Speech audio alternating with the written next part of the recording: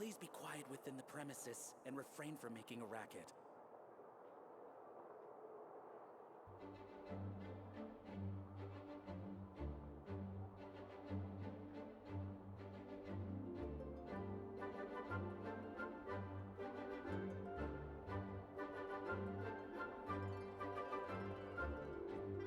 Here we are, Lisa's lair. Oh no, that was a bad word choice. Now Sucrose is using it. It's all my fault. Lisa, might I ask if... Huh?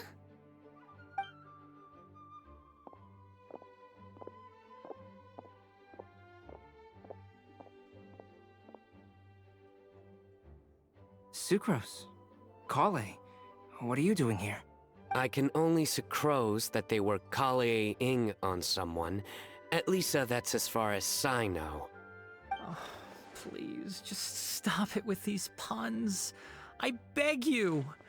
Are you trying to win worldwide fame for unfunny jokes? Is Lisa not here at the moment?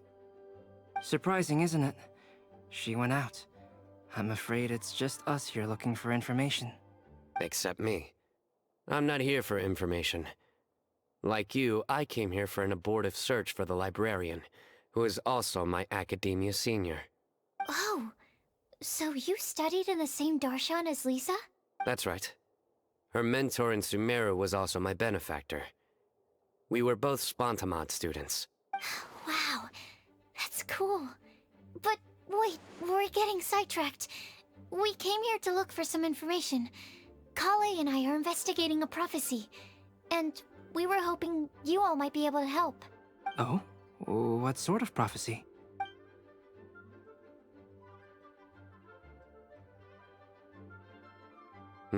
I see.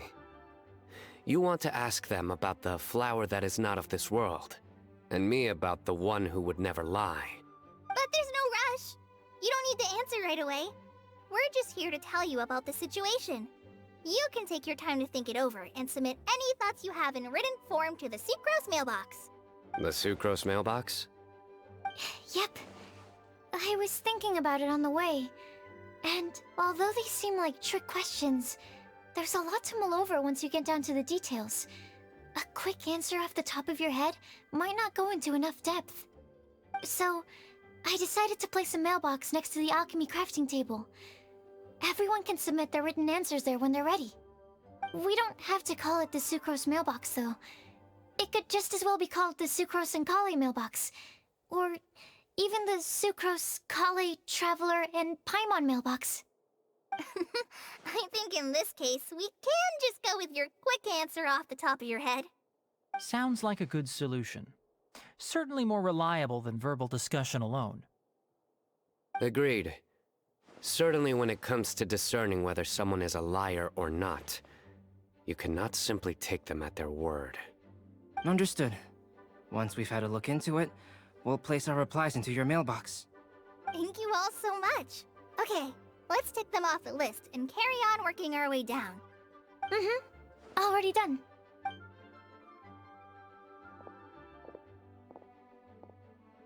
I'm pleasantly surprised to see those two introverts getting along so well. Do you get the feeling that Kale's return to Mondstadt has emboldened her more contrarian side? Yes, I'd noticed that too. Traveling and meeting old friends are both good for the body and soul. And isn't rediscovering one's youth while revisiting old haunts a worthwhile pursuit? When I first met Kale, she'd never known happiness or youth. But things are different now.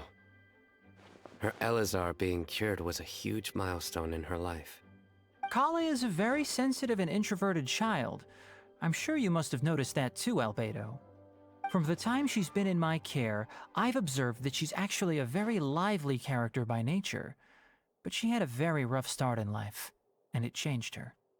So, might I assume that your respective claims of looking for plants and artists in Mondstadt were just pretexts? I wouldn't say that. Both Kale and Genius Invocation TCG are very important to me. Would it really kill you to just say yes in this situation? Fine. Yes. We came out of concern for Kale. She's been back to Mondstadt of her own accord several times, but it has led to no significant improvement in her mood. Well, it won't hurt to give her some more time. I believe that Sucrose might be able to help her. Sounds like an extension of your own self-confidence as her teacher. You could say that. In a similar vein, I've heard that Sumeru scholars often build their social relationships based on their academic ones. Is that true?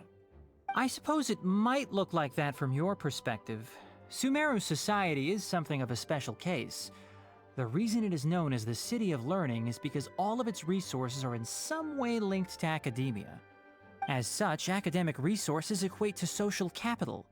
It is not unheard of, for example, for people to build a family in order to pursue further studies.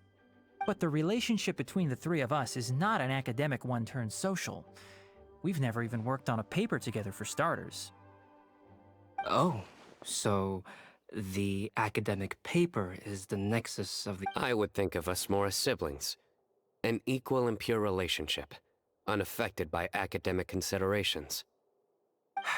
As much as I'd prefer not to admit it, that statement is not inaccurate. I can understand that position. I have a younger sister myself, and it's only natural for me to be protective of her. What you described fits the idea of a city of learning, as I imagine it. The family is where all social relationships intersect. As such, a family founded on common goals may actually be more stable. By the way, who's the eldest between you? Let's not go down this rabbit hole, please. In terms of age, I'm the eldest, of course. He just doesn't want to admit it.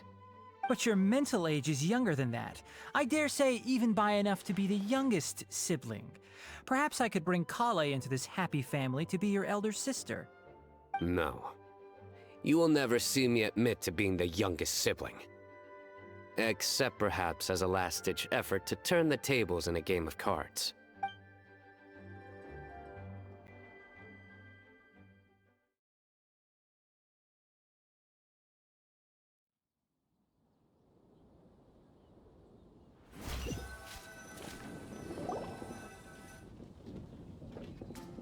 Guess we'll leave Kale and Sucrose to it. Fingers crossed all goes well for them. Now then, where should we go first? Let's try our luck at the bulletin board, shall we? A lot of people tend to show up there at some